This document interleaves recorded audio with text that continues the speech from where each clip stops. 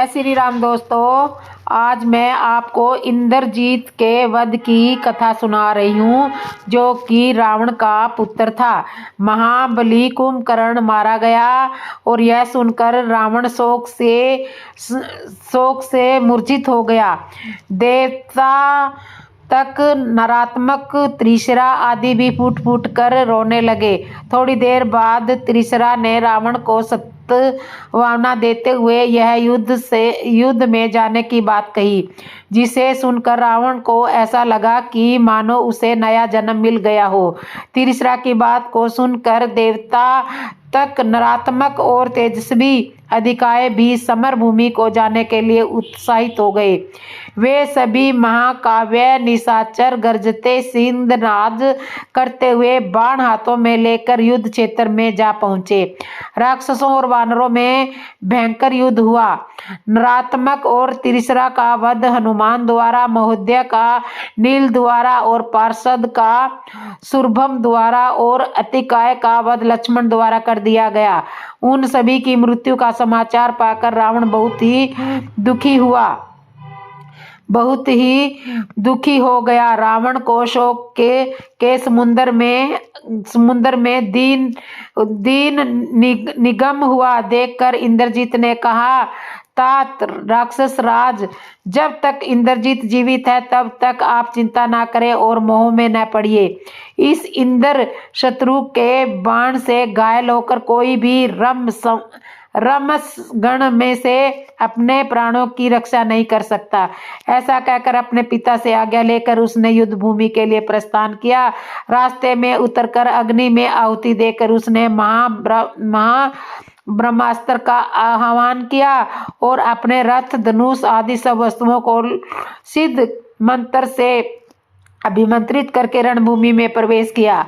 युद्ध में बांदरों को नष्ट करते हुए उसने राम लक्ष्मण पर चमकीले बाणों की वर्षा कर दी।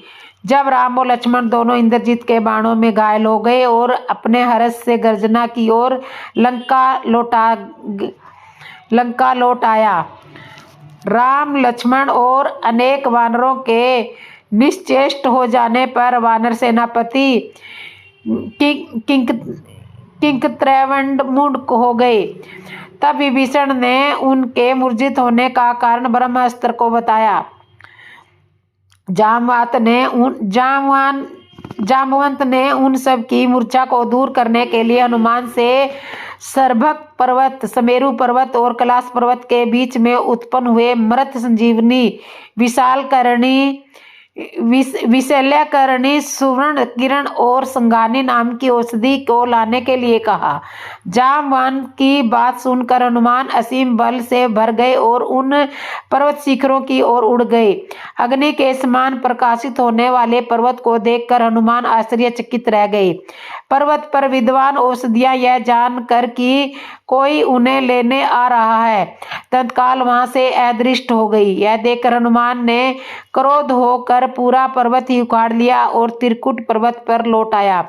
औषधियों की सुगंध मात्र से ही दोनों भाई स्वपन की तरह खड़े हो गए और स्वस्थ खड़े हो गए। उसके शरीर से बाण निकल गए और घाव भर गए। इसी प्रकार अन्य दूसरे प्रमुख बानर वीर क्षण भर में निरोगी काया से खड़े हो गए। उसके बाद सुग्रीव ने हनुमान के साथ मिलकर युद्ध की आगे की रणनीति तैयार की और लंका पर मसाल लेकर धावा बोलने की आज्ञा दी। आदेश मिलते ही वानरों ने मसाल लेकर लंकापुरी में आग लगा दी। पर्वताकार प्रसाद थू थू कर जलने लगा। दोनों ओर से भयंकर युद्ध होने लगा। अंगद द्वारा कंप और प्रजंग का, विभीषण द्वारा शोणिताक्ष का और हनुमान द्वारा निकुंभ का वध कर दिया गया। इस समाचार को सुनकर रावण ने खरपुत्र मकराक्ष को युद्ध के लिए भेजा तो राम के द्वारा मार दिया गया। फिर फिर क्रोधित होकर रावण ने इंद्रजीत को युद्ध की आज्ञा देते हुए कहा कि वीर, तुम महापराक्रमी राम और लक्ष्मण दोनों भाइयों को छिपकर या सामने प्रत्यक्ष रूप से मार डालो, क्योंकि तुम बल से सर्वदा बढ़े चढ़े हो। आज्ञा पाकर इंद्रजीत ने हवन किया और रथ में बैठकर युद्ध क्षेत्र में प्रस्थान किया। उसका रथ आकाश में था और वहीं से वह राम लक्ष्मण को पहने बाणों से बींधने लगा। इंद्रजीत ने माया से धूम्र जनित अंधकार की सृष्टि की, जिस कारण वह किसी को दिखाई नहीं दे रहा था, और उस वातावरण में वह उनके ऊपर नाराज बाणों की दृष्टि करने लगा। तब से दोनों वीर उस तीखे बाण छोड़ने लगे। चूंकि अंतर्ध्यान शक्ति से उसका रथ छिपा हुआ था, इस कारण उस क्रूर कर्मा राक्षस का वध करने के लिए राम इधर उधर दृष्टिपात करने लगा। राम के मनोभावों को समझकर इंद्रजीत एक बार तो लंकापुरी चला गया, लेकिन अनेक राक्षसों के वध का स्मरण आते ही वह पुनः रणभूमि में आ गया। राम लक्ष्मण को युद्ध के लिए तैयार करते हुए उस समय उसने अपनी माया प्रकट की। उसने उससे मायावी सीता का निर्माण कर अपने रथ पर बैठा लिया। हनुमान ने उसके रथ पर जब सीता को बैठे देखा तो मुख्य वानरों के साथ उस रावण पुत्र की ओर दौड़े। उन रावणों को अपनी ओर आते देखकर इंद्रजीत बहुत क्रोध में हुआ। वह सीता के केसों को पकड़कर उन्हें घसीटने लगा। सीता की ऐसी अवस्था देखकर हनुमान कुपित होकर आयुष धारण करने वाले वानर वीरों के साथ उस पर टूट पड़े। इंद्रजीत ने कुपित होकर सीता को मार डालने के लिए कहा और समय ही तेज धार वाली तलवार से उन पर घातक प्रहार किया, जिससे वह नीचे गिर पड़ी। उसके बाद इंद्रजीत हर्ष के साथ जोर जोर से सिंहनाद करने लगा। सीता पर इंद्रजीत के द्वारा किए गए प्रहार से हनुमान बहुत क्रोधित हो उठे। उन्होंने इंद्रजीत पर एक शिला फेंकी, जिससे उसे बड़ी पीड़ा हुई। हनुमान ने वानरों से युद्ध न करने के लिए कहा, क्योंकि जिनके लिए युद्ध हो रहा है वह सीता तो मारी जा चुकी थी। हनुमान को राम के पास जाते देख वह भी होम करने की इच्छा से निकुंभिला देवी के मंदिर में गया। जब सीता के मारे जाने का समाचार राम को बताया और सुनाया गया तो राम मूर्छित होकर धरती पर गिर गए। होश आने पर लक्ष्मण ने उन्हें समझाया। विभीषण को जब सीता वाले समाचार का पता चला तो उन्होंने उसे इंद्रजीत की माया बताया और यह भी बताया कि इस समय वह निकुंभिला देवी के मंदिर में होम करने के लिए गया है। उन्हें इसके होम कर्म में विघ्न डालना चाहिए। राम के सामने जब यह बात रखी गई तो उन्होंने लक्ष्मण को महागणना विभीषण तथा वानर राज सुग्रीव की सेना को साथ लेकर इंद्रजीत का वध करने की आज्ञा दी। विभीषण हनुमान के साथ उस स्थल पर चले गए जहां इंद्रजीत हवन कर रहा था। विभीषण ने हवन कर्म की समाप्ति से पहले ही मोर्चा बांधे खड़ी उस राक्षस पुत्र की सेना पर वृज तुल्य बाणों से धावा बोलने के लिए कहा। अचानक हुए धावे से इंद्रजीत क्रोध में भर गया और अनुष्ठान छोड़ युद्ध के लिए उठ खड़ा हुआ। लक्ष्मण और इंद्रजीत के बीच बहुत भयंकर युद्ध हुआ और अस्त्र शस्त्र युद्ध भी होने लगा। इंद्रजीत ने एक बार तो लक्ष्मण को घायल कर दिया। इस बार अत्यंत क्रोध होकर उसने उस 5 नारच बाण छोड़े, जिससे आहत हुआ वह आग बबूला हो गया। उसने भी अपने द्वारा छोड़े गए 3 बाणों में उसे घायल कर दिया और इस प्रकार अपना बदला चुका लिया। एक और पुरुष सिंह लक्ष्मण थे और दूसरी ओर राक्षस सिंह इंद्रजीत। दोनों का एक संग्राम भयंकर युद्ध था। लक्ष्मण के द्वारा इंद्रजीत के सारथी का वध कर दिया गया। वानरों द्वारा उसके घोड़ों का वध कर दिया गया।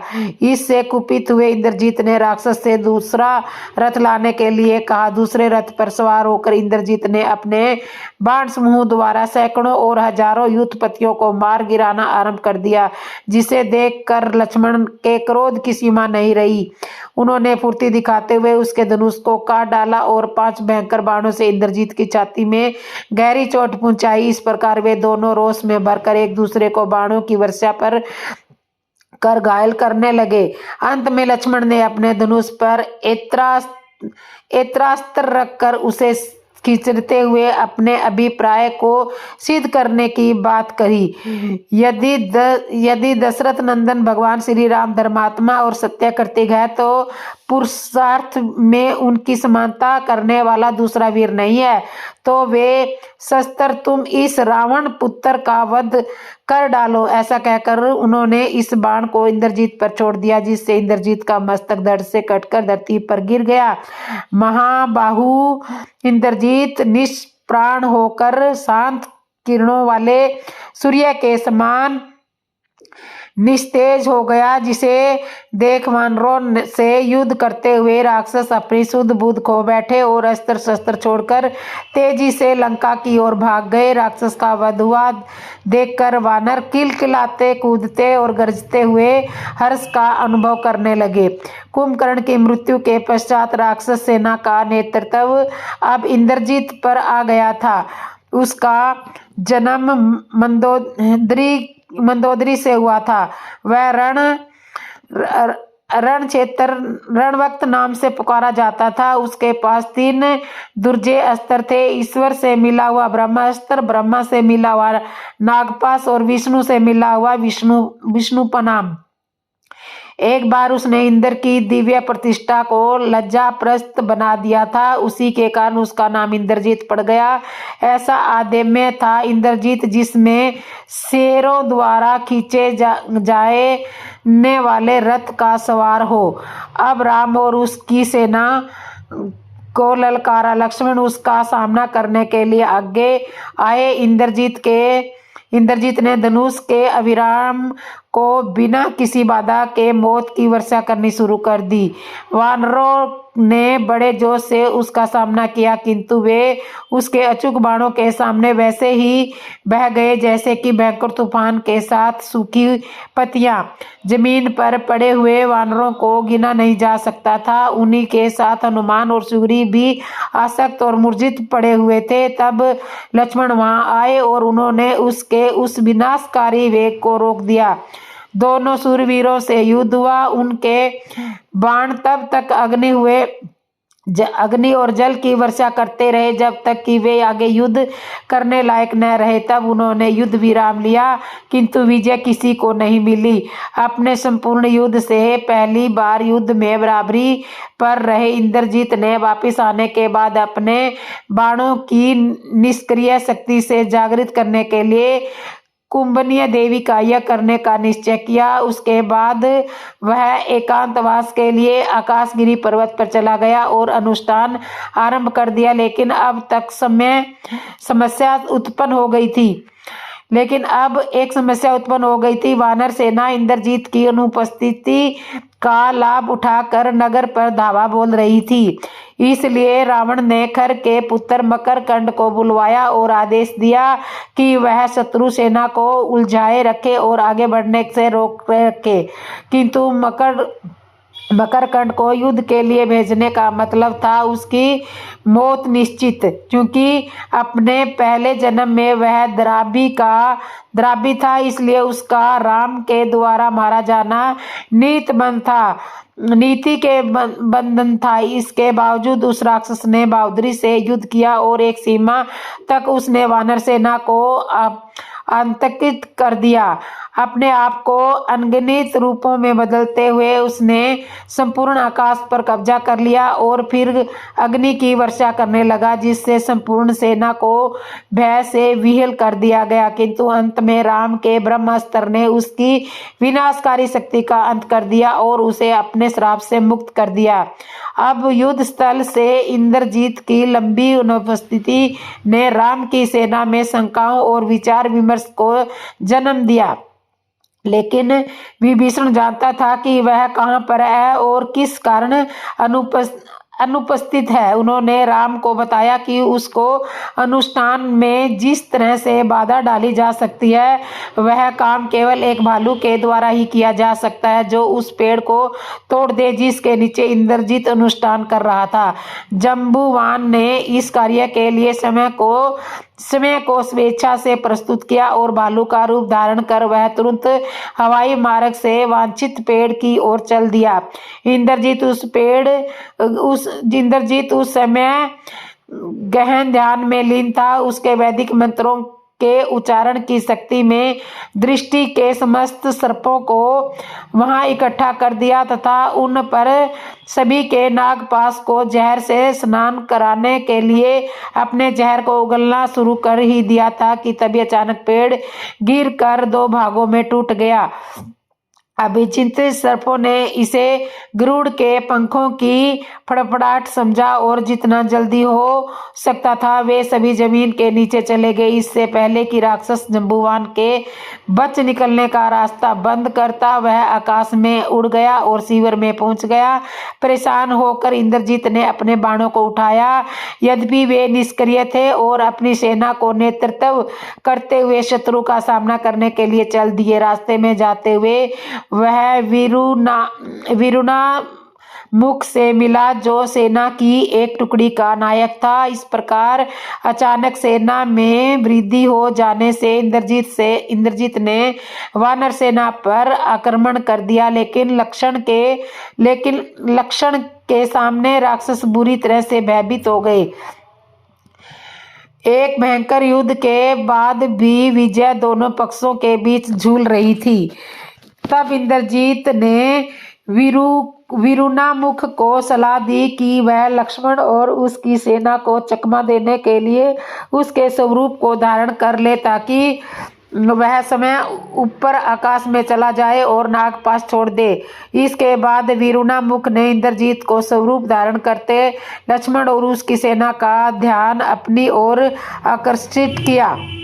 असली इंद्रजीत इस अवसर का लाभ उठाकर आकाश में चला गया और नागपाश छोड़ दिया। उसी समय वह बाण असंख्य सर्पों में बदल गया, जो आकाश मार्ग में रेंगते हुए नीचे आए और वानरों पर जहर उगलने लगे।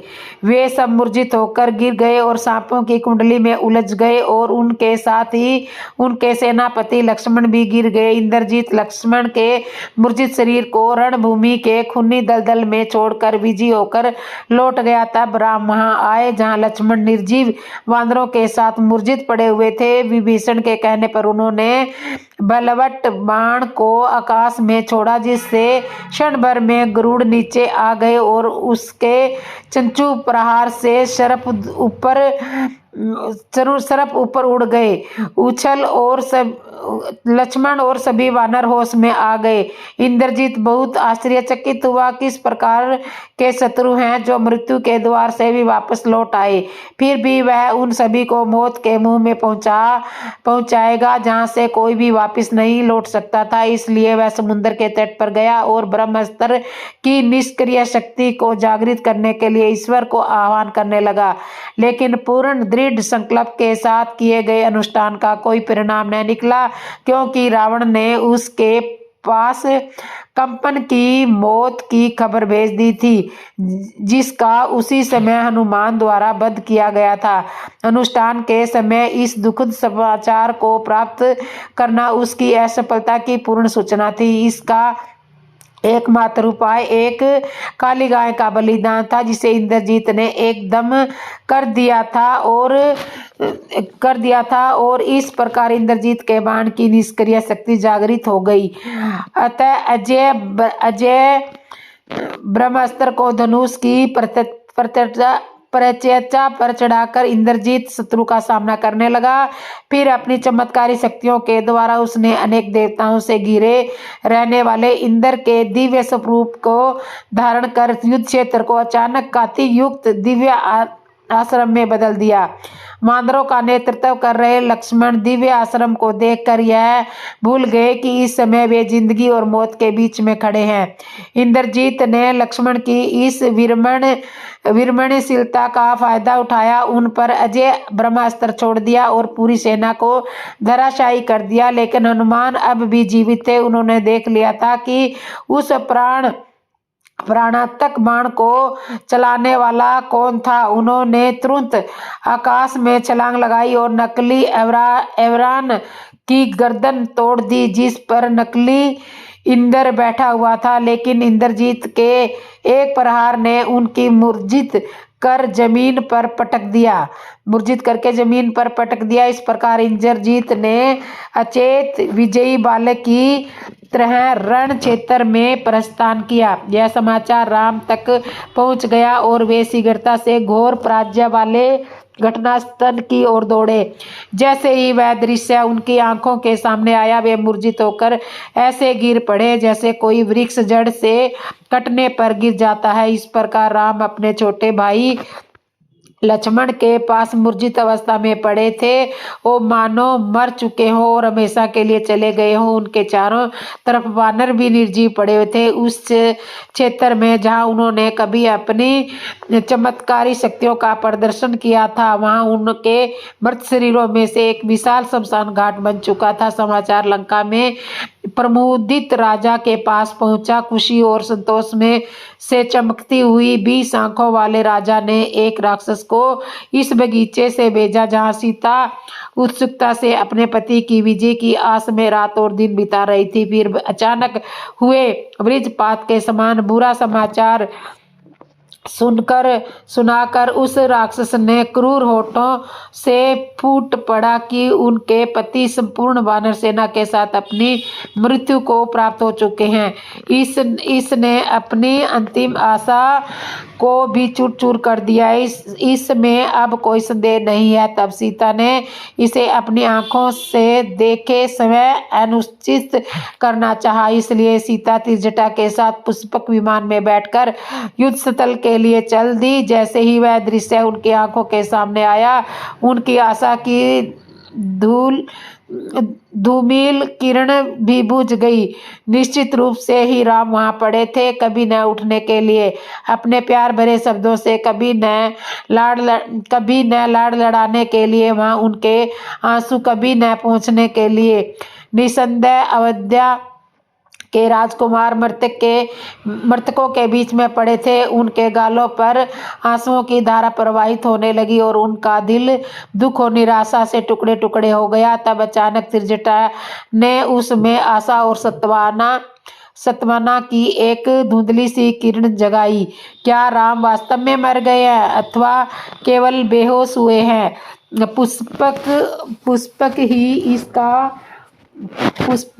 पुष्पक ही इसका सबसे बड़ा निर्वाणजनक होगा, क्योंकि जब कोई विधवा स्त्री उस पर बैठेगी वह ऊपर नहीं उड़ेगा। इस तथ्य की जांच के बाद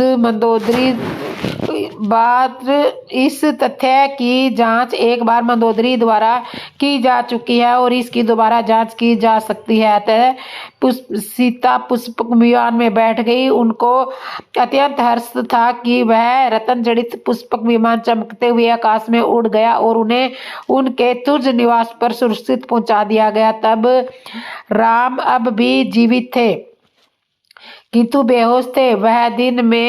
वह दिन आवश्यक आएगा जब उसका पराक्रम उसके अंधकार युक्त जीवन को सूर्य के समान जगमगा देगा। इस बीच विभीषण लौटे तो खाद्य सामग्री की वितरण अवस्था में कहीं और व्यस्त थे। उन्होंने सेना की दुर्दशा देखी, लेकिन उन्हें इससे कोई निराशा नहीं हुई। वह जानते थे कि कोई भी हनुमान जी को नहीं मार सकता, क्योंकि वे ईश्वर की अनुकंपा के अमर थे। उन्होंने वैदिक मंत्रों का उच्चारण करते हुए हनुमान पर फूंक मारी। उस विशाल वानर ने अपनी आंखें खोली और धीरे धीरे व्याकुलता से पलकें झपकाने लगे। फिर एकाएक वह पूरा मामला समझ गए और तेजी से उठ खड़े हो गए। रात का समय था। ताजी ताजी ओस की बूंदें मृतकों के शरीर पर दिव्य मलमल के समान पड़ रही थी और उनकी पीड़ा को कम कर रही थी। एक एक करके राम के सगे संबंधी साथी अचेता अवस्था से उठने लगे, लेकिन ब्रह्मास्त्र के शिकार लक्ष्मण और दूसरे अब भी मूर्छित पड़े हुए थे। केवल पूर्वावधि द्वीप के अबुध पर्वत पर लगी जड़ी बूटियों से निर्मित मलहम ही ब्रह्मास्त्र द्वारा दिए गए संकट को कम कर सकता था और उनके जीवन को लौटा सकता था। इन जड़ी बूटियों का पता केवल जाम्बवान को ही था, जिसके बारे में उसे तब पता चला कि वह ईश्वर की सेवा करता था। किंतु जब जड़ी बूटी एक घूमते हुए चक्कर के पहरे में थी, जो भी उस जड़ी बूटी को पाने की कोशिश करता वह टुकड़े टुकड़े होकर मृत्यु को प्राप्त हो जाता था। केवल एक ही व्यक्ति था जिसके लिए उस तक पहुंचना आसान था, वो थे श्री हनुमान जी। इसलिए पवन पुत्र ने तुरंत आकाश में छलांग लगा दी और पर्वत की ओर उड़ गए। कुछ ही क्षणों में एक विशाल आकृति की काली छाया ने अर्धे चंद्रमा को ढक लिया, जो सेना के ऊपर चांदनी बिखेर रहा था। उन सभी ने ऊपर देखा तो सोचा कि हनुमान पर्वत को लेकर लौट आए हैं। पर्वत को उत्तर दिशा में रखा गया। तभी वहां एकाएक मंद मंद हवा बहने लगी और जड़ी बूटियों की जीवनदायक सुगंध को के साथ ही लिए थी और वह समस्त विनाशकारी युद्ध भूमि में फैल गई। वह ब्रह्मास्त्र पीड़ितों पर पड़े मौत के भय को अपने साथ बहाकर ले गई और उनके नूतन और ओजस्वी जीवन को प्रदान किया। इस प्रकार लक्ष्मण अपनी ऊर्जा से जाग गए और वैसे ही उनके भाग्य के साथी सभी वानर भी। अपनी चाल के विफल हो जाने पर इंद्रजीत इस बार कुछ दूसरी कटपटी चालों के बारे में सोचने लगा, जो राम और उसकी सेना लंका से बाहर निकाल दे। वह सीता ही थी जिसके लिए राम ने इस द्वीप पर आक्रमण किया था। इसलिए यदि सीता का अंत कर दिया जाए, युद्ध समय ही समाप्त हो जाएगा। लेकिन इसमें रावण एक दुर्मेय व्यवधान बना हुआ था, अतः उसके पास केवल एक मायावी सीता का सहारा लेने के लिए और कोई दूसरा रास्ता नहीं था। उसी